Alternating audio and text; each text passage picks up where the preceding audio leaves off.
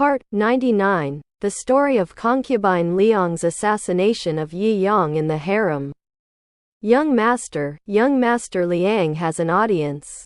Xiao Doubting reported. When he heard concubine Liang, Yi Yang felt like he was facing a great enemy. I really couldn't imagine it, and thinking that he had no grievances or hatred with concubine Liang on weekdays. So concubine Liang should not have killed him. Besides, the person who said concubine Liang wanted to kill him was concubine Ling, who was wrong with him all the time. Concubine Ling, who wanted to kill himself, could not have reminded himself so kindly, so it was very likely that concubine Ling said this on purpose. Just to make him nervous? But all of this is just conjecture. Only when you see concubine Liang can you know what is true and what is false.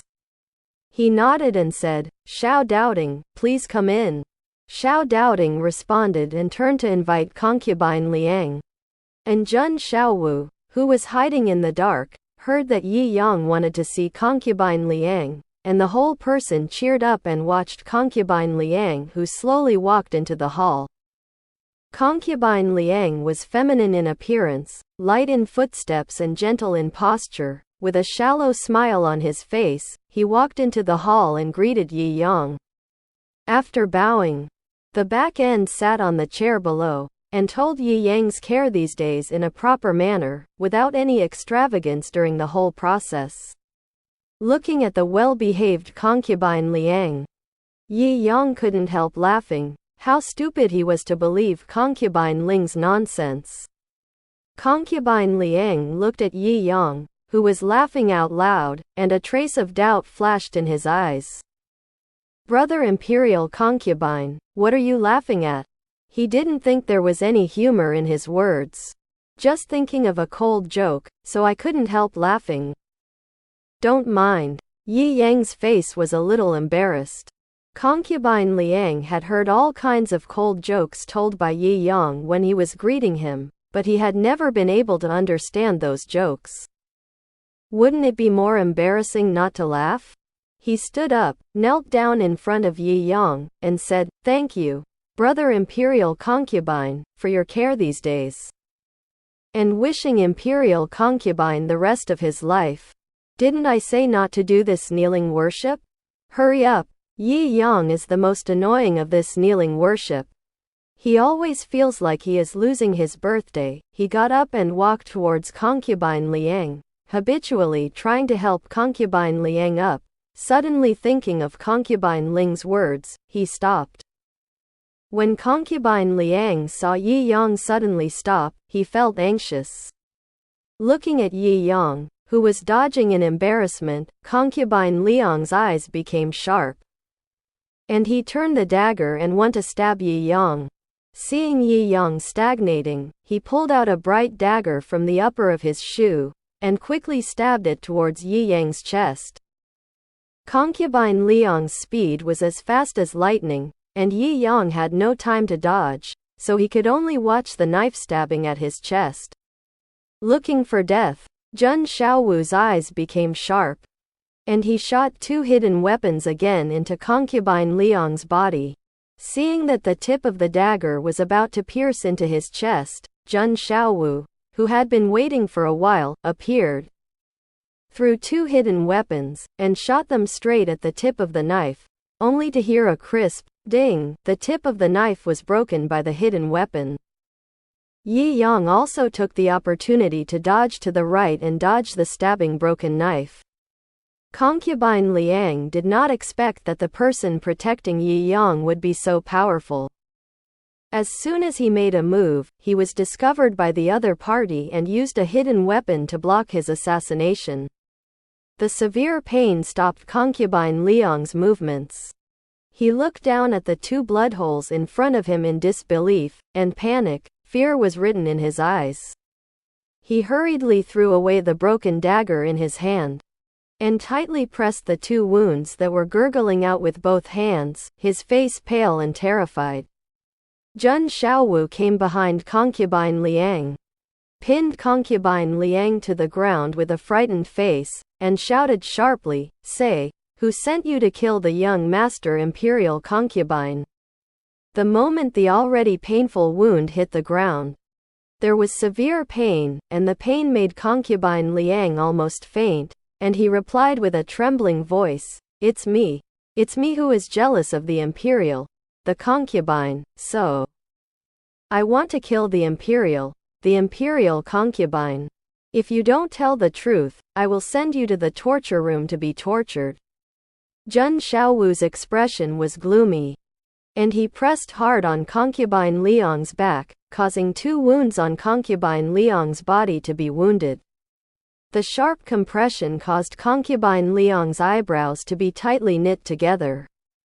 And he wailed, What I said is, really, it hurts." Concubine Liang was sweating profusely from the pain, and his lips were pale. Looking at Yi Yang, who was surrounded by Xiao Doubting who rushed in a hurry, he begged for mercy. "Imperial concubine. Brother, for the sake of our past, no injustice, please. Please. Cough. Give me 1 blow. I'm glad." Concubine Liang felt an itchy neck and coughed twice, causing the blood from his chest to flow back into his mouth, coughing up several mouthfuls of blood. So frightened concubine Liang rolled his eyes that he fainted. When Zheng Xiaowu saw that concubine Liang was frightened and fainted, he lifted concubine Liang's back collar and threw it to the guards who were alerted, and ordered in a cold voice, "Don't let him die, I will torture him to ask who is behind the scenes." The envoy. Here. The guards grabbed the fainted concubine Liang from left to right and walked towards the execution room. When concubine Liang was taken away, Zheng Xiaowu turned to look at Yi Yang, and handed over to the editor, "My young master, the imperial concubine, my subordinate's escort arrived late. And I was shocked by the imperial concubine, and I asked the imperial concubine to punish me. But it was after a while of fear, if it wasn't for the kind reminder from concubine Ling before. The one who was dying at this time might be the young master of the imperial concubine. Don't be humble, if it wasn't for your timely action, I might have hung up." Yi Yang was also afraid for a while, and he almost hung up because of his carelessness. There was a trace of suspicion in his heart. Why did concubine Ling know that concubine Liang was going to harm him? Why did concubine Ling, who was not at peace with him all day, remind himself that concubine Liang wanted to harm him?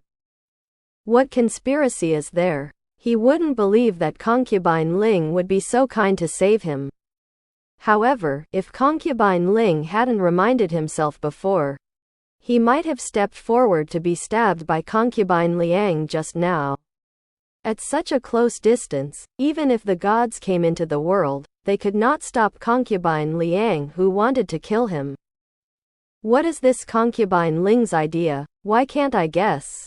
Just when he was wondering why concubine Ling wanted to save him, Zheng Yi, who learned that he was almost hurt, left his political affairs and hurried to Jinghong Hall. As soon as he entered Jinghong Hall, Zheng Yi's eyes were anxiously looking for the person he cared about the most. When his eyes fell on Yi Yang, he couldn't restrain his inner fear, and hurriedly stepped forward and hugged Yi Yang, feeling the warm body temperature of the person in his arms. His nervous heart was slowly comforted. Yi Yang naturally felt Zheng Yi's fear, stretched out his arms to hug Zheng Yi's firm waist, and comforted, "It's fine, I'm fine. I told you not to see them. Why didn't you listen?" He was afraid that someone would murder Yi Yang before, so he advised him not to see anyone today, but Yi Yang didn't listen and insisted on seeing them. "I've been careless this time. Next time, I will listen to you." Yi Yang knew that he was wrong, and quickly comforted the person in his arms who was trembling slightly because of fear. "And next time?" Zheng Yi's voice was a little colder. It's wrong. There is absolutely and definitely no next time. Calm down.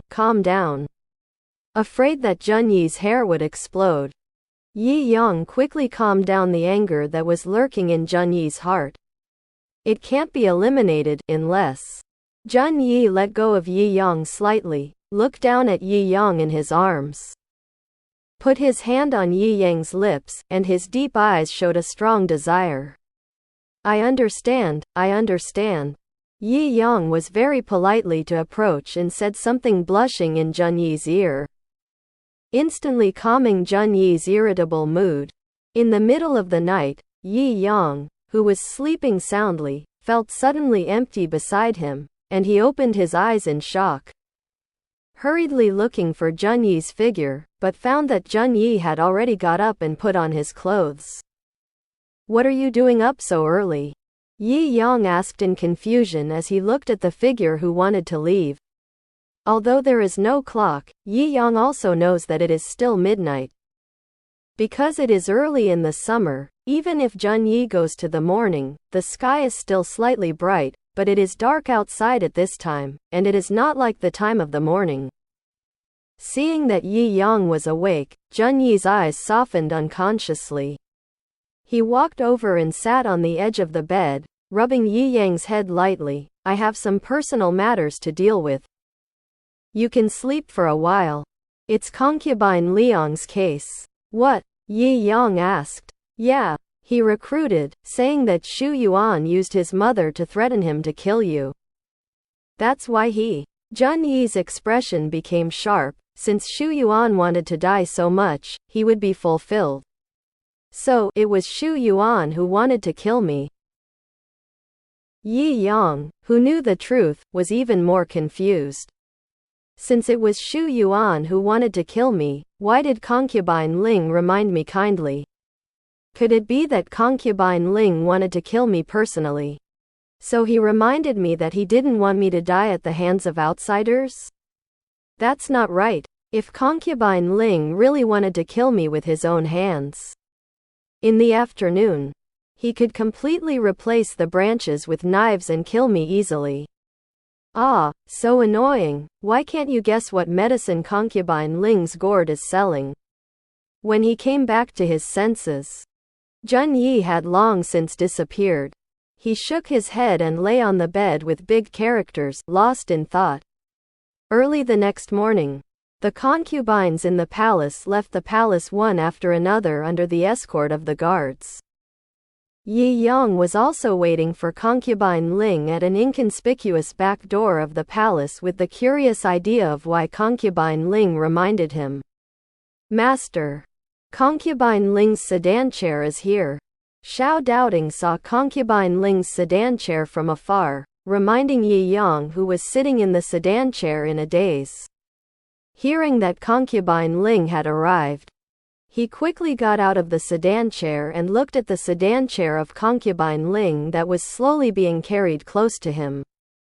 Concubine Ling was sitting in the sedan chair and was liquidating his property when suddenly the sedan chair stopped. He opened the sedan curtain in doubt. When his eyes fell on Yi Yang outside the sedan chair, a mocking smile appeared on the corner of his mouth. Why? Brother Imperial Concubine is here to thank my brother for reminding me yesterday? The story of concubine Liang's assassination of Yi Yang had long since spread in the harem, and concubine Ling naturally knew about it. I was just curious. How did you know that concubine Liang was going to kill me?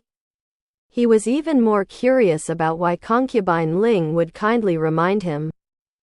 I was passing by, and I happened to hear that someone threatened concubine Liang and asked concubine Liang to kill you, so I kindly remind you. What he said was the truth. Yesterday, he originally wanted to die with Yi Yang, but when he went to Shok on the way to Hongdian, he happened to meet the sneaky concubine Liang, so he followed up curiously. It was not until he quietly heard the conversation between concubine Liang and the man that he knew that he was not the only one who wanted Yi Yang's life. He originally wanted to sit on the mountain and watch the tiger fight, and wait for concubine Liang to kill Yi Yang so that he could reap the benefits of the fisherman, but at this time, he received a letter from his mother. When he read the letter, he gave up revenge against Yi Yang and decided to return Yi Yang's kindness. That's why he went to Jinghong Hall yesterday afternoon to remind Yi Yang and let Yi Yang pay attention to concubine Liang. Why? Yi Yang really didn't understand. Why did concubine Ling, who wanted to kill him wholeheartedly, kindly save him? He didn't fully understand this question, and he might not be able to sleep well for a long time. Concubine Ling did not answer directly, but said something else. At the foot of Wufeng Mountain, if you kindly save someone's life, I will pay you back for him. Concubine Ling did not want to say more, and said to the bearer, "Let's go." The bearer gave Yi Yang a salute, and then lifted the sedan chair away from the red wall of the deep palace that trapped people's freedom. At the foot of Wufeng Mountain, Yi Yang muttered to himself, suddenly thinking of the appearance of the drowning young man. His face was shocked. Damn. At this time, he remembered why the young man was familiar, because the young man was somewhat similar to concubine Ling.